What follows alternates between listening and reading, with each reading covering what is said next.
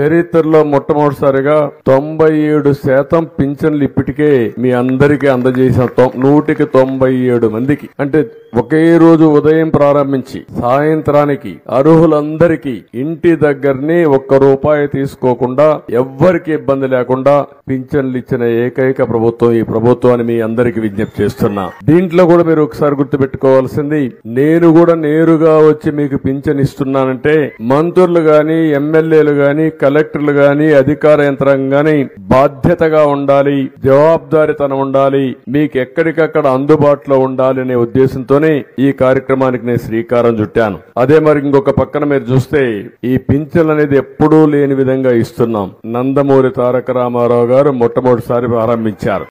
ఎక్కడికక్కడ simple governance ఉండాలి, effective government ఉండాలి. Simple government, very simple. నేను అందుకే మొన్న వచ్చినప్పుడు చెప్పాను, నేను వచ్చినప్పుడు పరదాలు కట్టడం, చెట్లు నరికేయడం, రెడ్ కార్పెట్లు వేయడం, స్కూల్స్ క్లోజ్ చేయడం, బలవంతంగా మొబిలైజ్ చేయడం, నేను పోతూ ఉంటే మనుషులందరూ నిలబెట్టేయడం ఒక అర్ధగంట. This are all not required. మేము కూడా మాకు ఒక హోదా వచ్చింది ప్రజలకు సేవ చేయడానికి. ఆ సర్వీస్ చేయడంలో ప్రజలకు ఇన్కన్వీనియన్స్ కలిగించడం కరెక్ట్ కాదు. నేను పోలీసులు కూడా పదే చెప్పాను, అది తూచా తప్పకుండా పాటిస్తాం. మీరు కూడా పోయినప్పుడు కలెక్టర్ పోతా ఉంటే ఇప్పుడు కొత్తగా ఎమ్మెల్యేలు కూడా సైరన్ పెట్టారు, వాళ్ళు కూడా సైరన్ వేసుకుని పరిస్థితికి వచ్చారు. అంటే ఇవన్నీ కూడా ప్రజల్లో మనకు తెలియకుండా మన మీద ప్రజా వ్యతిరేకత బిల్డప్ అయ్యే పరిస్థితి తెచ్చుకుంటున్నాం. నేను అందరినీ కంట్రోల్ చేస్తున్నా.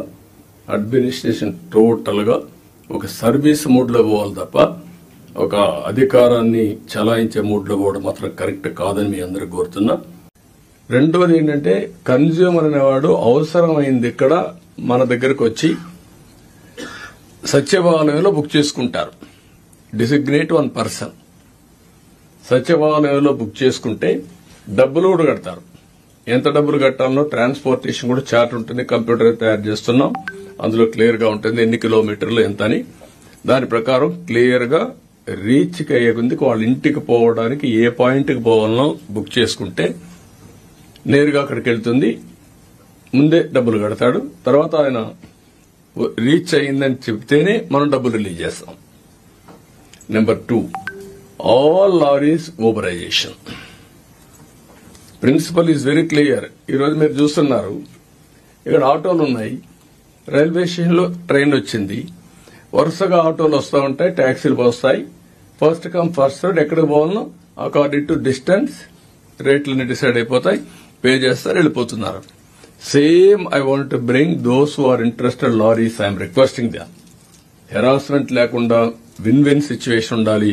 మీరు ప్రభుత్వానికి చెడ్డ పేరు తేవద్దండి, మమ్మల్ని ఇబ్బందులో పెట్టి మీరు ఇబ్బందుల్లో పడద్దండి. మీరు ఊబరైజేషన్ చేసుకోండి, పేర్లని రిజిస్టర్ చేసుకోండి, దెన్ మనం మెసేజ్ పెడతాం. హాఫ్ అన్ అవర్ ముందే రమ్మంటాం, నేరుగా వస్తారు, శాండ్ ఉంది, నేరుగా లోడ్ చేస్తాం, ఎక్కడ పోవాలని చెప్తాం, వెళ్తారు. వాళ్ళు కూడా ముందే అవన్నీ కూడా ఆప్షన్స్ అన్ని బుక్ చేసుకుందాం. వాళ్ళకి పలానా దగ్గర నేను పోనంటే ఆయన చాయిస్, పోయే వాళ్ళకి మనం ఇస్తాం.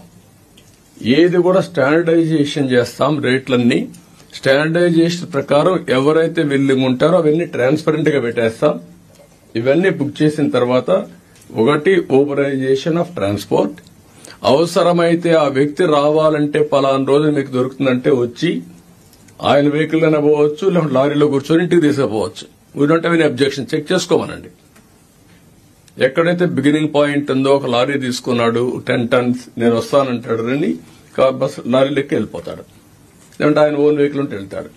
బట్ ఎట్టి పరిస్థితుల్లో దీన్ని మాత్రం ఈ 3 component exclamation number 1, booking at సచివాలయం నెంబర్ 2, నెంబర్ 3 ఏదైతే లారీస్ ఊబరైజేషన్, ఈ 3 కంప్యూటరైజ్ చేస్తాం.